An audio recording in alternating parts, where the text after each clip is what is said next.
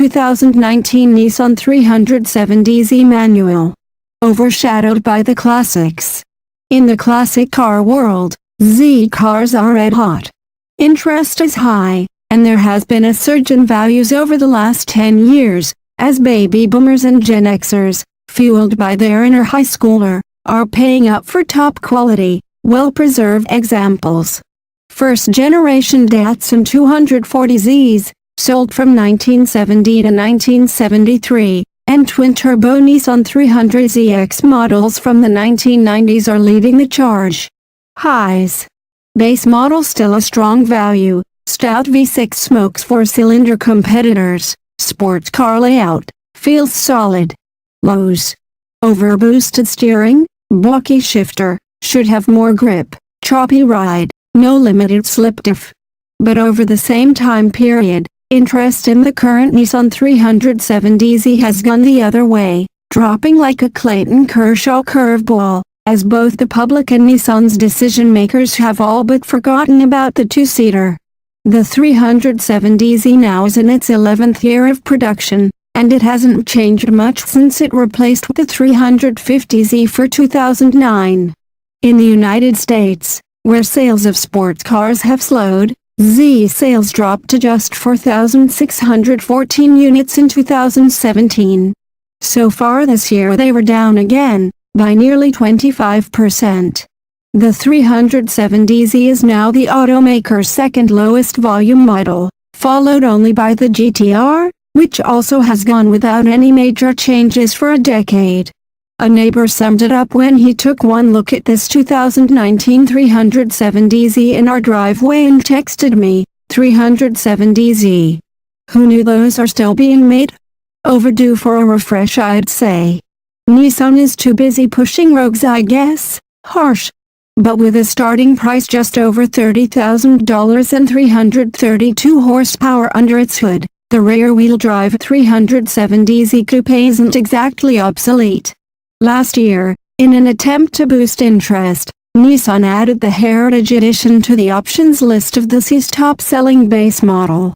Inspired by the ZAP package available on the 280Z in 1977, the $790 option brings black outside mirrors, gloss black exterior graphics, yellow stitching on the interior, and yellow leather accents on the steering wheel, shifter, and center console.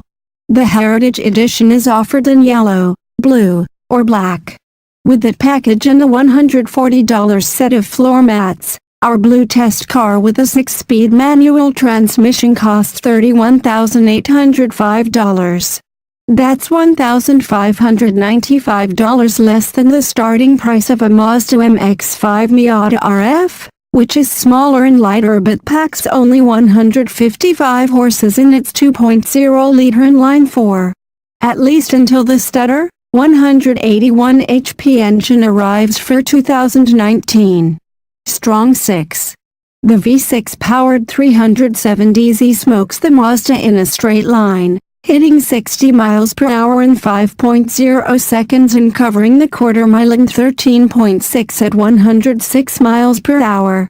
That's more than a second quicker than the Mazda in both tests, as well as the Subaru BRZ.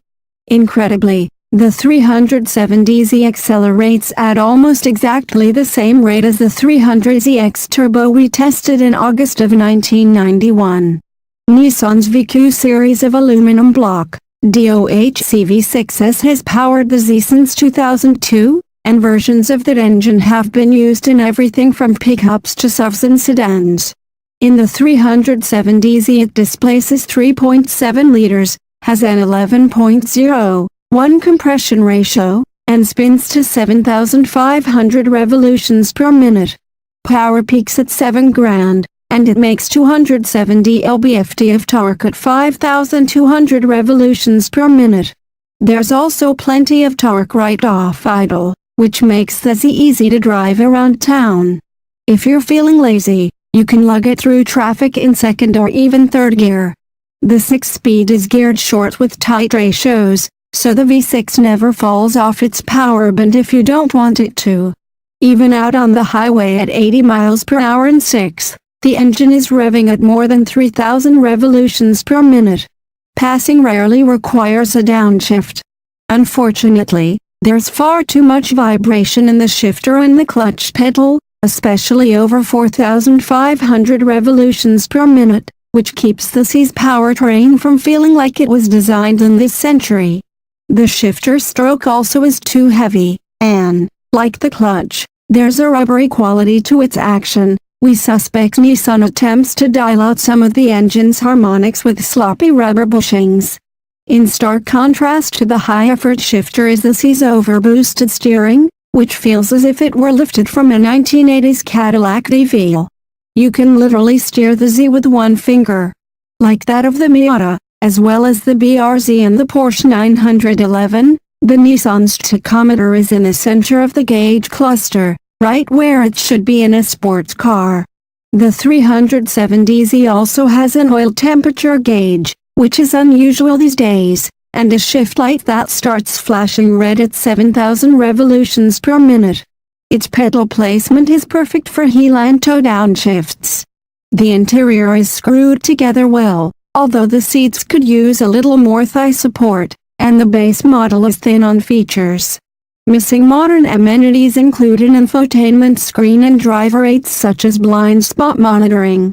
Our car also lacked the optional Synchro Rev Match function, which matches engine revs for you on downshifts, was the first such system when it launched on the 370Z for 2009, and is standard on upper trim levels. Balance and grip. Z cars have been laying down rubber on Los Angeles' notorious Mulholland Highway for 5 decades. The Twisty Lane, which connects Hollywood to the Pacific Ocean, was a street racer's paradise in the 1970s, and it's still a good place to push a sports car. At 7/10 the Z can put a smile on your face. The chassis, which is fortified with a 3-point front strut tower brace and a bar across the cargo area, feels solid, even over bumpy bits, and the Nissan's balance is right despite having 55.2% of its 3,327 pounds over its front tires. But push it harder and the 370Z starts to disappoint. Suddenly the suspension, which can be choppy on LA's concrete freeways, starts feeling flaccid, and the Z goes nose-heavy with a fair amount of understeer. With its short wheelbase, wide track, and staggered 18-inch summer tires, the Z should have more grip. At the track it generated 0.89 grams around a 300-foot skid pad, that matches the performance of the Miata RF, which weighs about 900 pounds less and rides on much smaller rubber. And it's only slightly better than the 0.87 grams that the 300ZX recorded in 1991. Considering the advancements in tire technology alone over the last 27 years, that's hard to believe. When you're really hustling, the Z's brake pedal action also goes limp, feeling long and again overboosted. There's some fade but not enough to be a problem, at least until you take the car to a racetrack. At the test track, the 370Z stopped from 70 miles per hour in 180 feet. Which is 9 feet longer than the Mazda.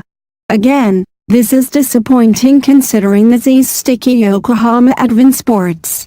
The Nissan's open differential is another issue.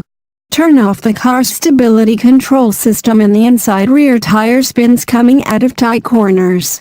If you want a limited slip differential in your Z, and you do, Nissan makes you step up to the $3,730 pricier 370Z Sport, which also brings bigger brakes and 19-inch wheels. Replacing the 370Z does not seem to be in Nissan's future product plans anytime soon. As far as we know, work has not yet begun on a 7th-generation Z car.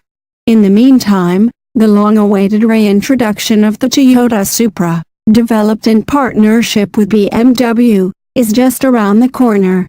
Maybe my fellow Gen-Xers do have the right idea. A Conquer Condition 1996 300ZX Twin Turbo can be had for the same $32,000 as our test car. Maybe even less.